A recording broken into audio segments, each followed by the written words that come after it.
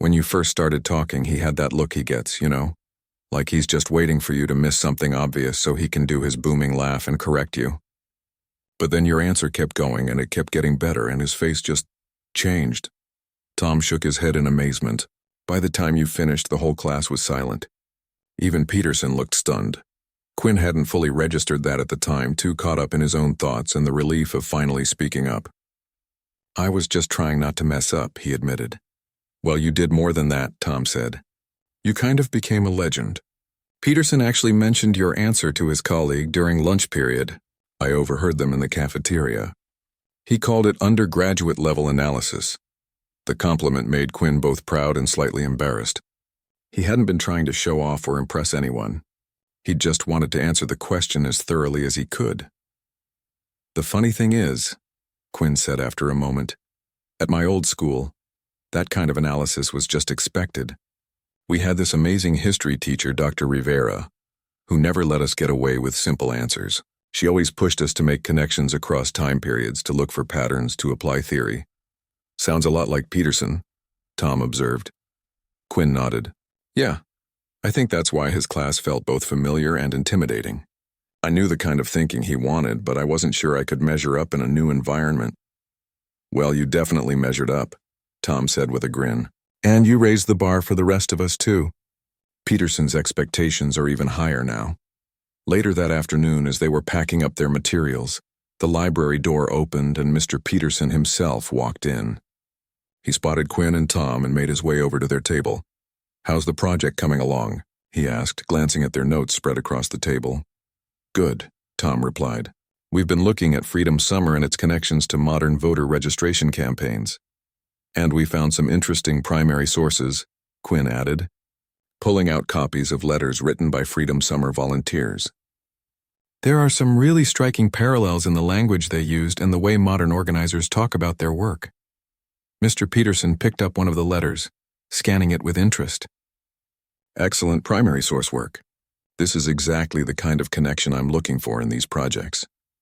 He set the letter down and gave them both an approving nod. "I've been meaning to tell you both. The history department at State University runs a summer program for high school students interested in historical research.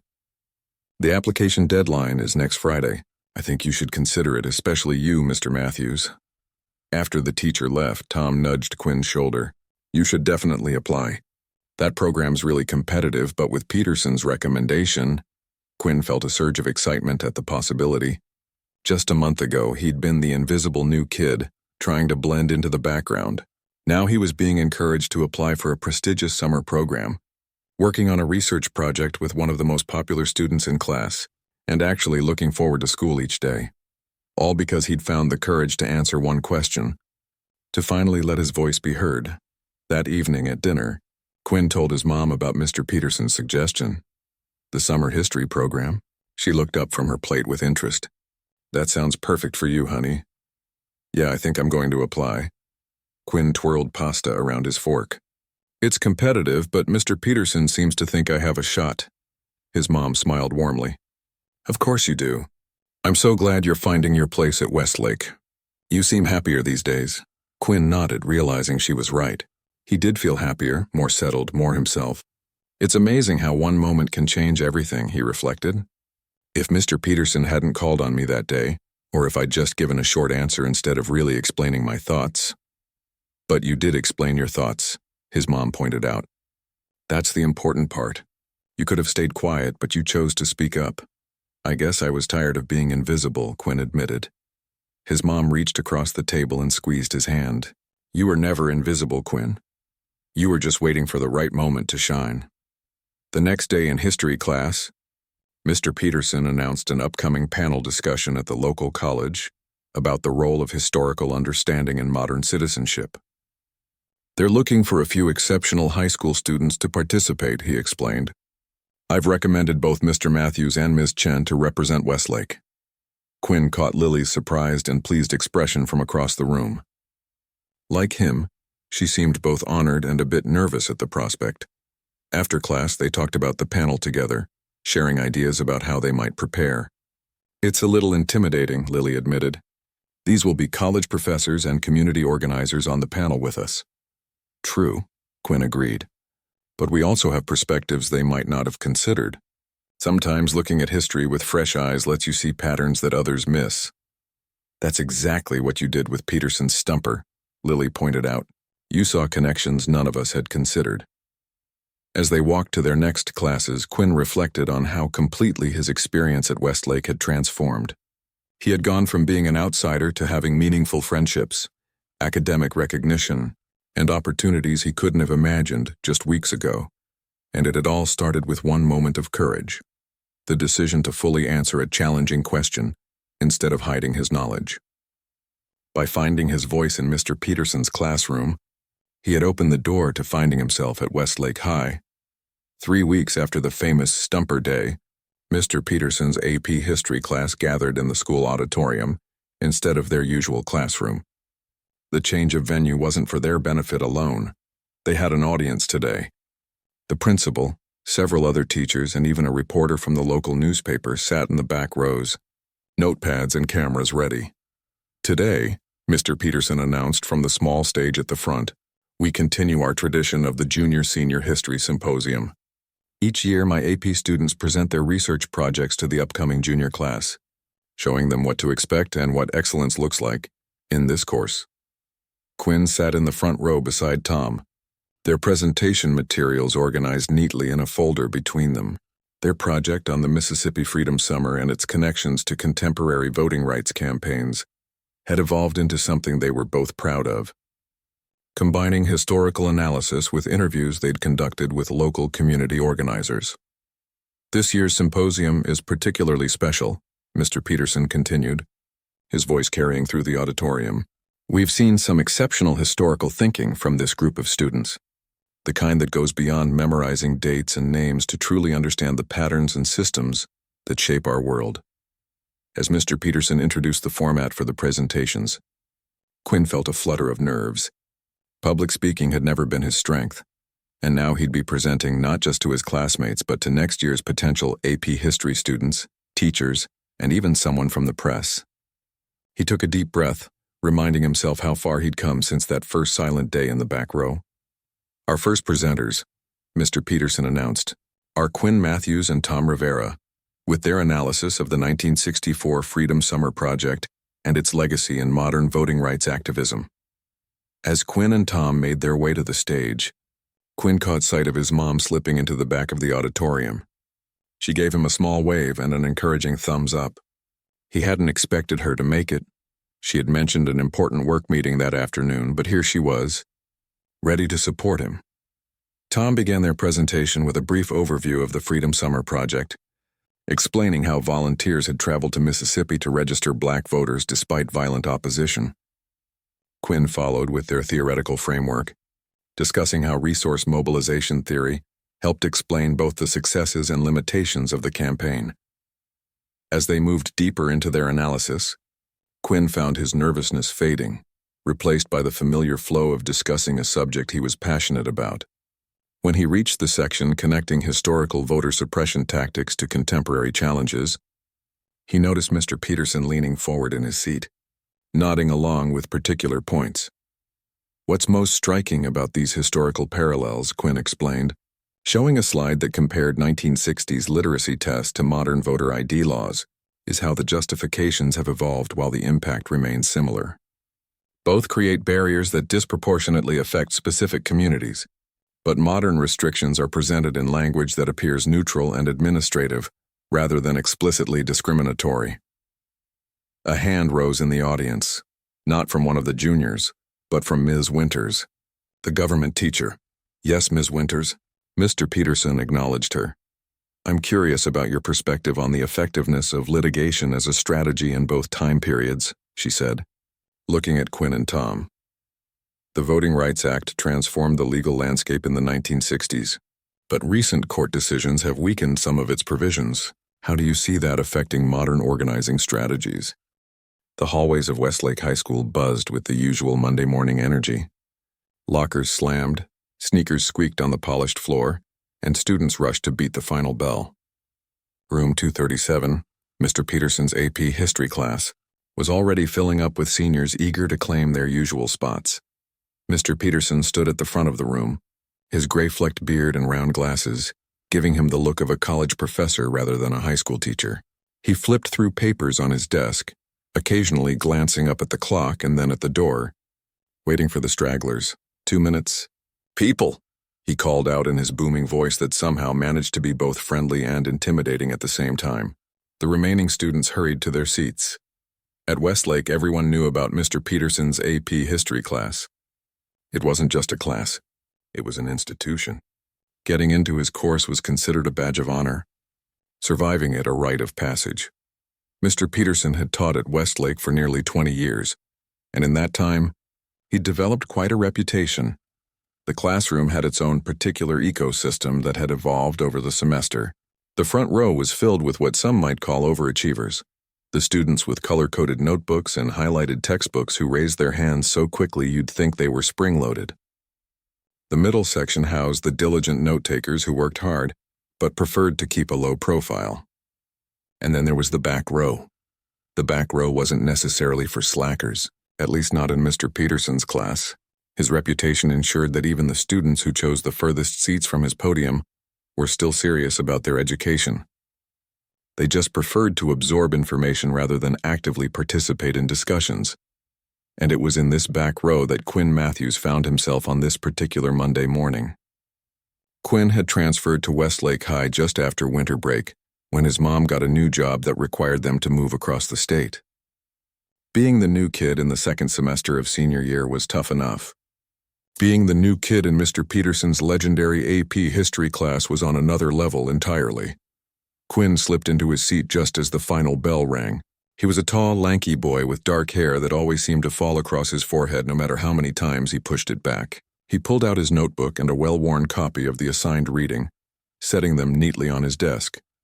"Just in time, Mr. Matthews," Mr. Peterson said with a nod in Quinn's direction. Quinn gave a small smile and ducked his head. He hadn't yet gotten used to being acknowledged in class. At his old school, Quinn had been known for his academic achievements. He'd been on the debate team and had even won a state history competition. But here at Westlake, nobody knew that. Here, he was just the quiet new kid who sat in the back and rarely spoke up. It wasn't that Quinn didn't know the answers. Most of the time he did. His previous school had an advanced history program that had covered much of the material Mr. Peterson was teaching.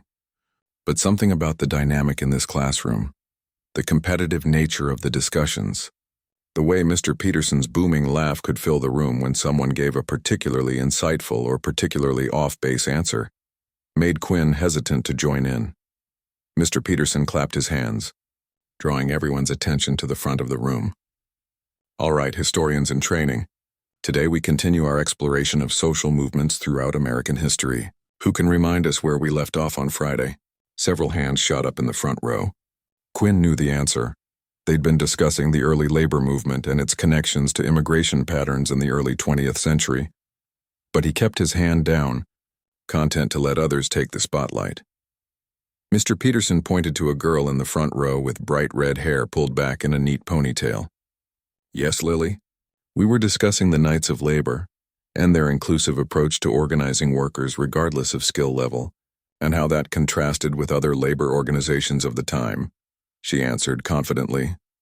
"Excellent recall, Lily," Mr. Peterson nodded approvingly. "And can anyone tell me why this inclusivity was both a strength and ultimately a weakness for the organization?" Again, hands shot up, and again Quinn stayed quiet, though he found himself mentally formulating an answer. The discussion continued this way for most of the period. Mr. Peterson would pose a question, students would answer, and he would respond with either praise or gentle correction, often accompanied by his trademark laugh. It was a warm laugh, not mean-spirited, but it could be intimidating nonetheless.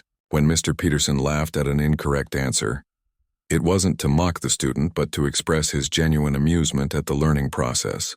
Still, no one wanted to be on the receiving end of that laugh too often. From his spot in the back row, Quinn watched the classroom dynamics play out like a well-rehearsed dance. There was Tom, the class president, always ready with an articulate answer. Next to him sat Dana, who approached history like a detective, always looking for hidden connections. In the middle section, Chris furiously took notes but rarely volunteered answers, while Pat occasionally chimed in with thoughtful insights when called upon. The hour passed quickly, and as the bell approached, Mr. Peterson made an announcement that caused a stir throughout the room. Before you pack up, I want to give you a heads up. Tomorrow we'll be tackling what I like to call my annual stumper. His eyes twinkled behind his glasses as murmurs rippled through the class. It's a question that brings together everything we've been discussing about social movements, political theory, and historical context. In 15 years, I've only had 3 students give what I would consider a truly comprehensive answer. The front row students sat up straighter, clearly seeing this as a challenge. The middle section looked a mix of intrigued and apprehensive. In the back row, Quinn felt a small flutter of interest. At his previous school, he'd excelled at making connections between different historical periods and themes. So come prepared tomorrow, Mr. Peterson continued. Review your notes, think critically, and maybe, just maybe, one of you will join that exclusive club of students who've conquered my stumper. As students began packing up their things, the room filled with chatter about what the question might be and who had answered it correctly in previous years. Quinn carefully put his notebook and textbook into his backpack, his mind already working through possibilities. On his way out, Quinn overheard a group of students discussing study strategies for the night ahead. We should get together at the library, one suggested. Pool our notes. Definitely, another agreed. My older brother had Peterson 2 years ago. He said this stumper is no joke. Quinn hesitated for a moment, considering whether to ask if he could join them. But before he could work up the courage, they had moved down the hall, their conversation fading into the general noise of passing period. Instead, Quinn headed to his locker alone, thinking about what resources he could use to prepare. He still had some materials from his old school that might be useful. Articles and books that approached history from different angles than the standard curriculum. That evening, Quinn spread his notes across his bedroom desk, along with additional readings he'd found. His mom popped her head in around 9 p.m., concerned at the intensity with which he was studying. Everything okay, honey? You've been at it for hours. Quinn looked up, pushing his hair back from his forehead. Yeah, just preparing for a big discussion in history tomorrow. Mr. Peterson has this famous stumper question he asks every year. His mom leaned against the doorframe. And you're determined to solve it, aren't you? Quinn shrugged, a small smile playing at the corners of his mouth. Maybe. It would be nice to, show that I belong there, I guess. His mom's expression softened. You absolutely belong there, Quinn, whether you answer this question or not. She stepped into the room and gave his shoulder a gentle squeeze. But I know you'll give it your best shot. Just don't stay up all night, okay? I won't, Quinn promised, though they both knew he'd probably push it closer to midnight than was wise on a school night. After his mom left, Quinn returned to his studies with renewed focus. Something about Mr. Peterson's challenge had ignited a spark in him. Maybe this was his chance to find his place at Westlake, to show that the quiet new kid in the back row had something valuable to contribute. As he connected dots between different social movements and their historical contexts, Quinn felt a growing sense of excitement. For the first time since transferring to Westlake, he found himself looking forward to class the next day. Whatever Mr. Peterson's stumper turned out to be, Quinn would be ready, or at least, as ready as he could be. With that determination in mind, he finally closed his books around midnight and got ready for bed, his mind still buzzing with historical connections and possibilities. Tomorrow would be interesting no matter what happened. Perhaps it would even be the day Quinn finally found his voice in Mr. Peterson's class. The next morning arrived, with a buzz of nervous energy that seemed to follow the students of Mr. Peterson's AP history class through the hallways of Westlake High. Quinn had barely slept, his mind racing with historical connections and possible questions Mr. Peterson might ask. He'd arrived at school early, spending the time before first period in the library reviewing his notes one last time. When the bell for fourth period rang, students filed into room 237 with unusual quietness. The typical pre-class chatter was replaced with hushed conversations and last-minute page flipping as everyone tried to cram in one more piece of information. Before facing the legendary stumper, Quinn slipped into his back row seat, setting out his notebook and a few reference pages he'd brought along. He noticed that several students had done the same, their desks crowded with more materials than usual. Even Tom, the confident class president who usually walked in with nothing but a pen, had a folder full of notes today. The final bell rang, and Mr. Peterson closed the classroom door with a dramatic flourish. "The moment has arrived, historians," he announced, his voice carrying that special tone of excitement he reserved for days like this. "Put away all your materials. This isn't a test of what you've memorized, but how you think." A collective groan rose from the class as notebooks were reluctantly closed and papers tucked away. Quinn carefully placed his notes back in his backpack, taking a deep breath. He'd spent hours preparing, but now he would have to rely on his ability to make connections in the moment. Mr. Peterson walked slowly to the center of the room, hands clasped behind his back. He had a flair for the theatrical that most students found either inspiring or intimidating, depending on the day. Today, as he surveyed the room with twinkling eyes behind his round glasses, the entire class seemed to hold its breath. "For 15 years, he began, I've posed what I call my annual stumper to my AP history classes. It's a question designed not to trick you, but to challenge you to think across historical periods, to connect seemingly disconnected events, and to apply theoretical frameworks in new ways." He paused, looking around the room. Quinn noticed several students sitting up straighter, pens poised over blank paper, ready to tackle whatever challenge was coming.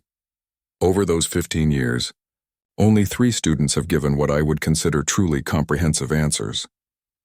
Mr. Peterson smiled, stroking his beard. "Will one of you join that elite group today? We shall see." The tension in the room was almost palpable as Mr. Peterson returned to the whiteboard.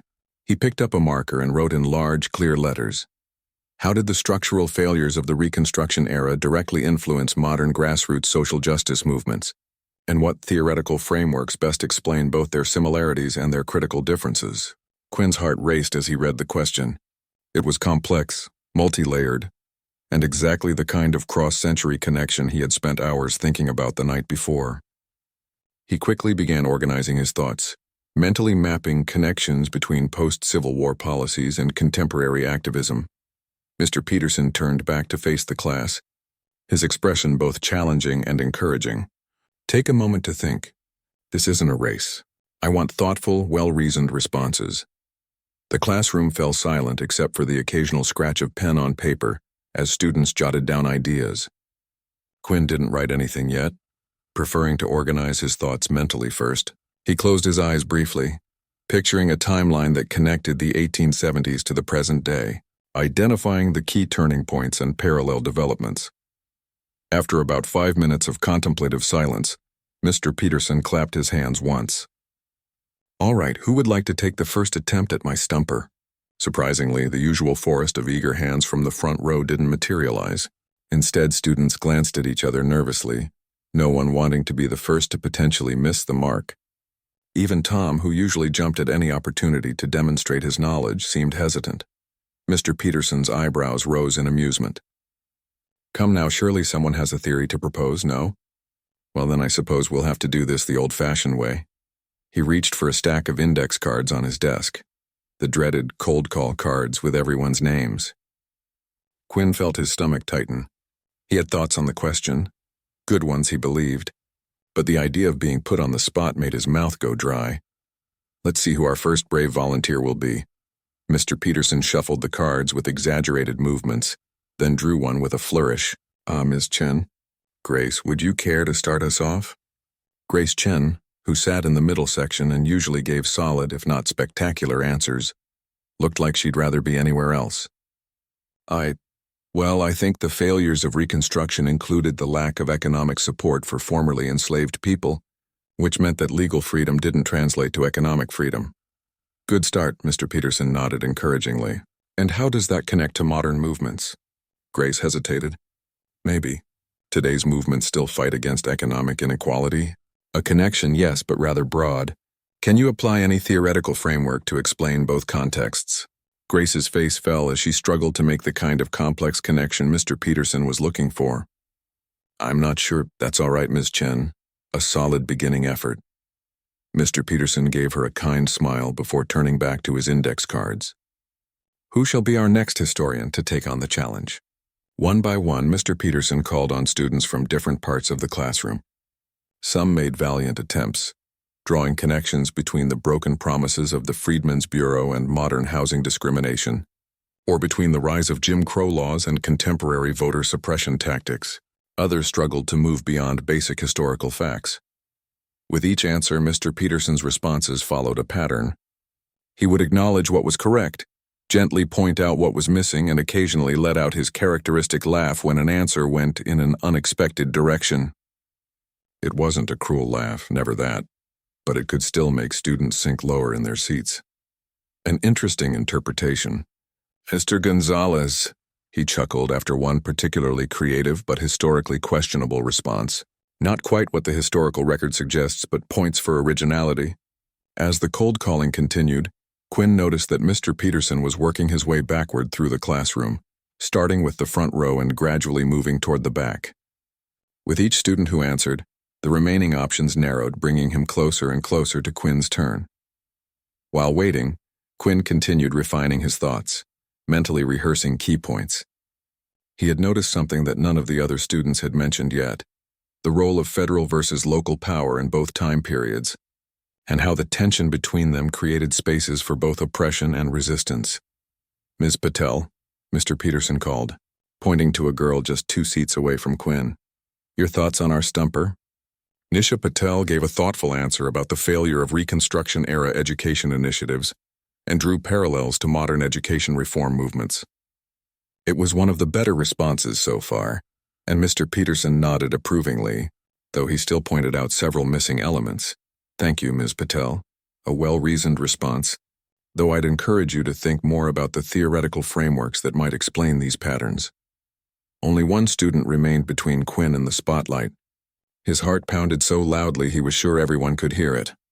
As Mr. Peterson called on Tyler, the boy next to him, Quinn took slow, deep breaths, trying to calm his nerves. Tyler's answer was brief and focused primarily on voting rights, missing many of the economic and social dimensions of the question. Mr. Peterson responded with a short laugh and a shake of his head. A narrow view of a much broader question. "Mr. Davis, remember, history doesn't happen in neat little boxes. Everything connects." And then, the moment arrived. Mr. Peterson held up the next index card, and even before he read the name, his eyes found Quinn in the back row. "Mr. Matthews, our newest addition to Westlake's scholarly community. Let's see what fresh perspective you might bring to our stumper." The entire class turned to look at Quinn, and he felt a momentary freeze. 25 pairs of eyes stared at him with a mix of curiosity, sympathy, and relief that it wasn't their turn anymore. Mr. Peterson leaned against his desk, an amused smile playing at the corners of his mouth.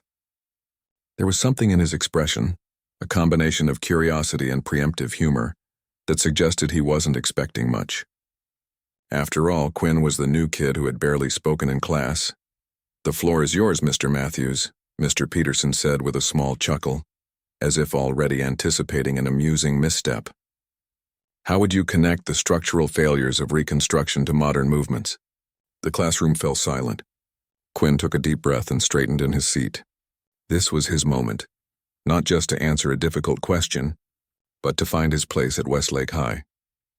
With one more steadying breath, he prepared to give his answer, hoping it would be enough to wipe the amused smile from Mr. Peterson's face. Mr. Peterson's expectant expression held a hint of that famous laugh, ready to emerge at any moment. The clock on the wall ticked loudly in the silence. Quinn knew that whatever he said next would define his place in this classroom for the rest of the year. He cleared his throat. It was now or never. Quinn's voice came out softer than he intended at first, making him clear his throat and start again. A few students in the middle rows turned back around, assuming they wouldn't be able to hear him anyway. To understand the connection between Reconstruction's failures and modern social justice movements, Quinn began, his voice steadier now. "We need to recognize that Reconstruction wasn't just a historical period, but a template that reveals a pattern in American reform efforts." Mr. Peterson's eyebrows lifted slightly, the amused smile still playing at the corners of his mouth, but something else flickered in his eyes, a hint of curiosity. "Perhaps the fundamental failure of Reconstruction," Quinn continued, gaining confidence with each word, "wasn't just about specific policies that didn't work or weren't implemented fully. It was about 3 structural problems that have repeated throughout our history." Quinn paused, noticing that the students who had turned away were slowly facing back toward him, He took a deep breath and continued. First, there was the tension between federal power and local control. The federal government passed constitutional amendments and civil rights laws, but without consistent enforcement mechanisms at the local level. Those changes remained words on paper in many parts of the country. Mr. Peterson's smile had faded slightly, replaced by a more focused expression as he leaned forward, resting his elbows on the desk in front of him. Second, there was the problem of economic foundations. Legal freedom granted by the 13th Amendment didn't address the economic reality that formerly enslaved people had been systematically denied the opportunity to build wealth or own land. Political rights without economic power created a hollow freedom. A few students in the front row were now taking notes. Tom, the class president, had turned completely around in his seat to watch Quinn speak. And third, there was the cultural backlash, the rise of organizations and social narratives that worked to undermine the very concept of equality that Reconstruction aimed to establish. This wasn't just about the obvious examples like the rise of the Klan, but also about how history itself was rewritten through things like the lost cause narrative. Quinn paused again, feeling more centered now. The classroom was completely silent, Mr. Peterson's usual half-laugh nowhere to be seen.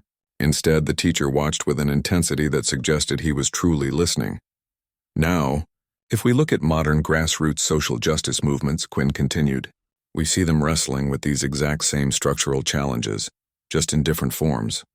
Today's movements still face the tension between federal laws that promise equality and local implementation that often falls short. They still confront the reality that legal rights don't automatically translate to economic opportunity, and they still battle against cultural narratives that attempt to preserve existing power structures. Quinn shifted in his seat, warming to his subject in a way that surprised even himself. This was the kind of discussion he'd loved at his old school, making connections across time, seeing patterns in the seemingly disconnected events of history. As for theoretical frameworks that help us understand both periods, I think we need to look at three in particular. A student in the front row, Lily, who always had the perfect answer, turned completely around now, her expression a mix of surprise and interest. Critical race theory helps us understand how legal structures can appear neutral while preserving inequality, something visible both in the black codes of the Reconstruction era and in certain aspects of our criminal justice system. Today, Mr. Peterson had now moved away from his desk, taking a few steps closer to the back of the room, his full attention on Quinn. Resource mobilization theory explains why some movements gained traction while others faltered in both periods. During Reconstruction, Northern support for Southern reforms waned as other issues took priority. Similarly, modern movements must constantly work to maintain public attention and resources. Quinn found himself gesturing as he spoke, something he rarely did in public, and finally, frame alignment theory shows us how movements in both eras had to carefully craft their messages to resonate with broader American values like freedom and opportunity, rather than seeming to challenge those values. The classroom remained completely silent. Even the usual shuffling of feet and rustling of papers had ceased. Every eye was fixed on Quinn, including Mr. Peterson's, whose earlier amusement had been replaced by an expression of complete focus. What makes modern movements different, though, is their understanding of these historical patterns. Many of today's organizers explicitly study the failures of Reconstruction and other reform eras specifically to avoid repeating them. They recognize that sustainable change requires addressing all three structural challenges simultaneously: the legal, the economic, and the cultural. Quinn paused, suddenly self-conscious about how long he'd been talking. In the silence, he could hear the ticking of the clock and the distant sounds of a gym class outside. I think that's why modern movements are more intentionally intersectional. They're not just trying to change laws. They're building economic cooperatives, creating alternative media narratives, and developing community enforcement mechanisms rather than relying solely on federal oversight. They're applying the lessons of Reconstruction's failures in really practical ways. Quinn took a breath, ready to conclude. So to directly answer the stumper, the structural failures of Reconstruction influence modern movements by providing a historical pattern that today's organizers actively work to overcome. And we can best understand both contexts by applying theories that acknowledge the complex interplay between legal structures, economic realities, and cultural narratives. As Quinn finished speaking, the classroom remained eerily silent, For a moment, he worried he'd somehow gotten it completely wrong, that his answer had been so off base that no one knew how to respond. He looked at Mr. Peterson, trying to gauge his reaction. The teacher stood absolutely still, his usual animated demeanor replaced by something Quinn couldn't quite read. Then slowly, Mr. Peterson removed his glasses and wiped them with a cloth from his pocket, a gesture Quinn had never seen him make before. "Well," Mr. Peterson said finally, his voice quieter than usual, "it seems we have quite a historian in our back row." Quinn felt his face flush, unsure if this was praise or prelude to correction. Mr. Peterson put his glasses back on and looked directly at Quinn. "Mr. Matthews, that was—" He paused, seeming to search for the right words. "One of the most comprehensive analyses of the Reconstruction's legacy I've heard from a student in my classroom." A murmur ran through the class, and Quinn felt a surge of relief mixed with disbelief. "You've managed to identify key structural patterns rather than just surface-level similarities," Mr. Peterson continued, now walking slowly back toward the front of the room. "Your application of multiple theoretical frameworks was particularly impressive.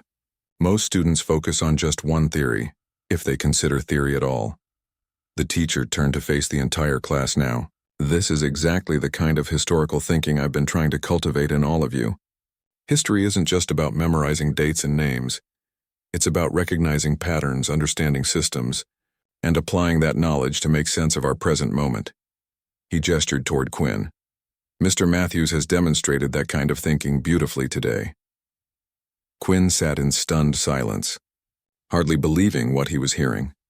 After weeks of feeling invisible in this class, he had finally found his voice, and it had been heard. Really heard. "I'd like everyone to take a moment to reflect on what you just witnessed," Mr. Peterson addressed the class. "This is what historical analysis at its best looks like, drawing connections across time periods, considering multiple causal factors, and applying theoretical frameworks to deepen understanding." The bell rang, startling everyone. Usually, students would immediately begin packing up their things, eager to move on to lunch, but today they seemed reluctant to break the moment. "We'll continue this discussion tomorrow," Mr. Peterson announced. "Please review chapters 12 and 13 to prepare," and he paused, looking directly at Quinn. "Thank you, Mr. Matthews, for your contribution today." As students finally began gathering their things, Quinn felt a strange lightness. For the first time since arriving at Westlake, he didn't feel like the anonymous new kid. He carefully put his notebook in his backpack, aware that several students were glancing his way with new interest. "Hey," a voice said beside him. Quinn looked up to see Tom, the class president, standing by his desk. "That was really impressive. Where did you learn to analyze history like that?" "My old school had a special program focused on historical analysis," Quinn explained, still a bit dazed by the whole experience. "We did a lot of comparative studies across different time periods." "Well, it definitely showed," Tom said with a genuine smile.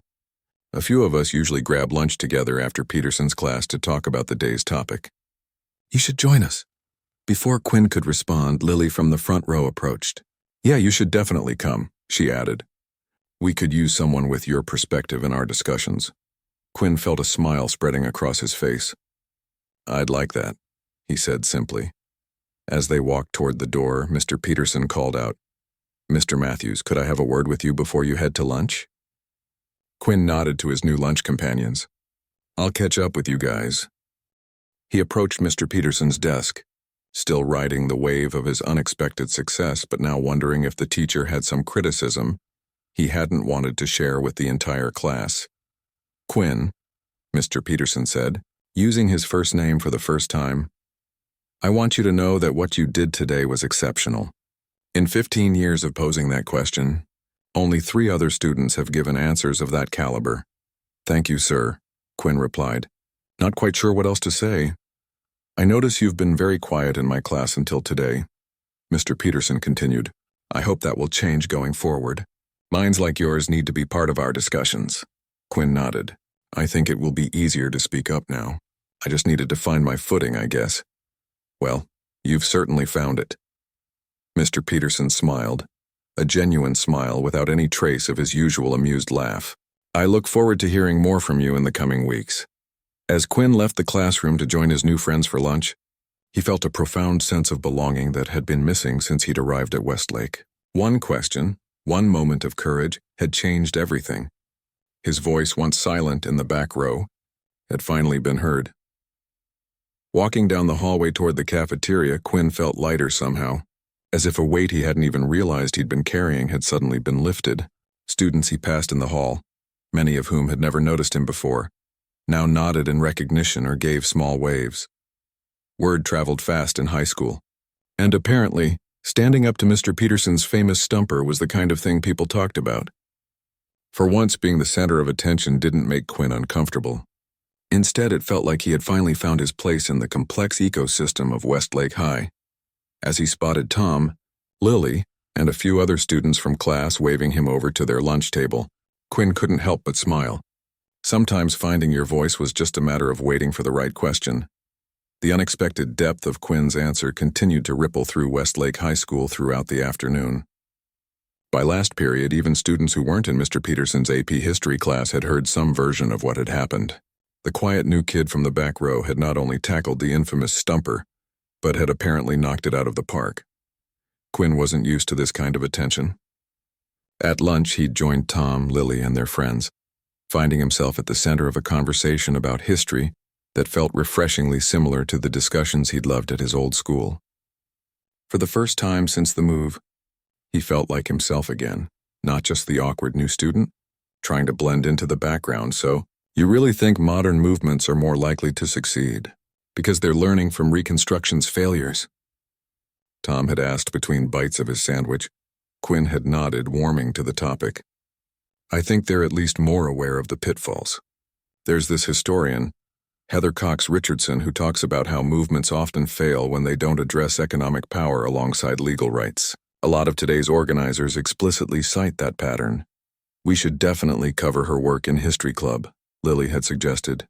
Quinn, you should come to our next meeting on Thursday. The invitation had surprised and pleased him. Back at his old school, History Club had been his favorite extracurricular activity. The idea that he might find a similar community here at Westlake made the school feel less foreign, more like a place where he could truly belong. By the time Quinn walked into Mr. Peterson's class the next day, the dynamic had shifted noticeably. Instead of slipping quietly into his back row seat, he found himself greeted by nods of recognition and friendly smiles from classmates who had barely noticed him before. Even more surprising, Tom waved him over to an empty seat in the second row.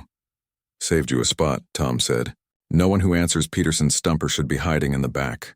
Quinn hesitated for a moment, glancing toward his usual seat, but then made his way to the offered chair. Sitting closer to the front of the classroom felt strangely symbolic, like stepping out of the shadows he'd been hiding in since arriving at Westlake.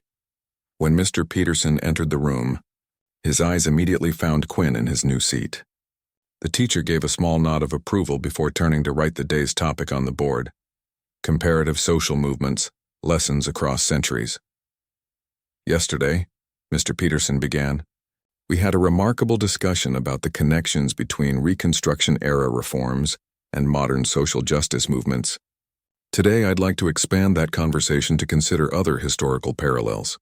As the class discussion unfolded, Quinn found himself naturally participating, raising his hand to offer insights or ask questions. The nervousness that had kept him silent for weeks had dissolved, replaced by the comfortable feeling of engaging with a subject he loved. What surprised him most, though, was how Mr. Peterson had changed toward him. Gone was the slightly dismissive tone the teacher had sometimes used when acknowledging the quiet kid in the back. Instead, Mr. Peterson treated Quinn's contributions with genuine interest, often building on his points or asking follow-up questions that pushed the discussion in new directions. Excellent point, Mr. Matthews, Mr. Peterson said after Quinn had drawn a comparison between labor movements in the 1930s and modern worker cooperatives. Can you expand on how the legal frameworks differed in those two periods? As Quinn elaborated, he noticed several students taking notes on what he was saying, not because they had to, but because they found value in his perspective. It was a subtle shift, but a meaningful one. He had gone from invisible to valued in the span of a single day. After class, Mr. Peterson called Quinn over to his desk again. I have something that might interest you, he said, pulling a book from his briefcase. This is an advanced copy of a new work on comparative social movements by Dr. Eliza Wong at Berkeley. I was one of the peer reviewers.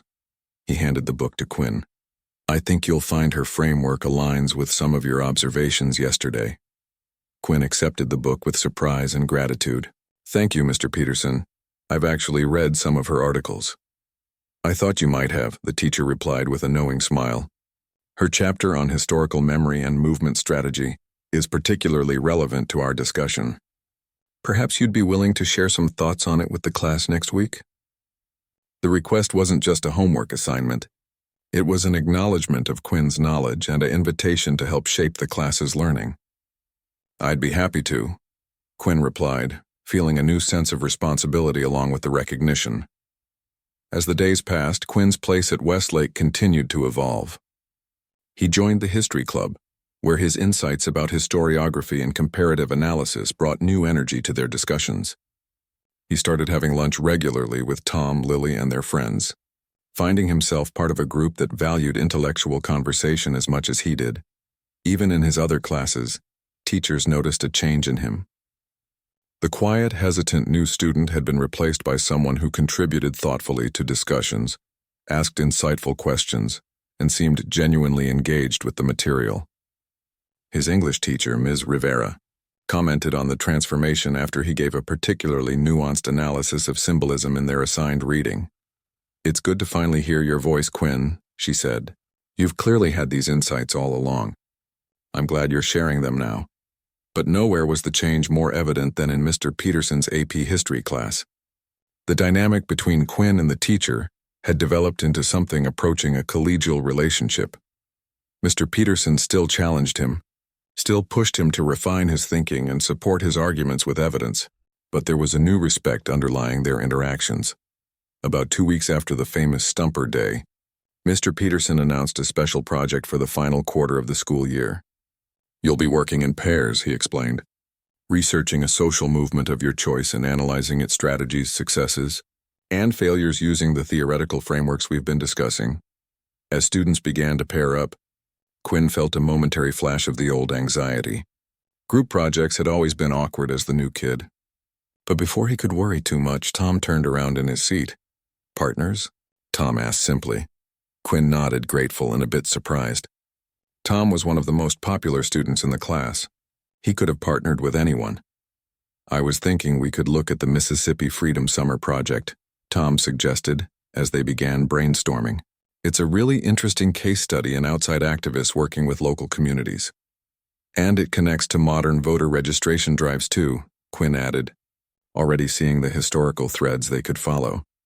As they sketched out their research plan, Quinn realized how far he had come from that first day in the back row, afraid to speak up. Finding his voice in Mr. Peterson's class had unlocked something in him, not just academically, but socially as well. He had found his people, the kind of friends who got excited about historical parallels and theoretical frameworks. One afternoon, as Quinn and Tom worked on their project in the library, Tom brought up the day of the Stumper. You know, Peterson's laugh stopped midway through your answer, he said. I've never seen that happen before. Quinn looked up from his notes. What do you mean?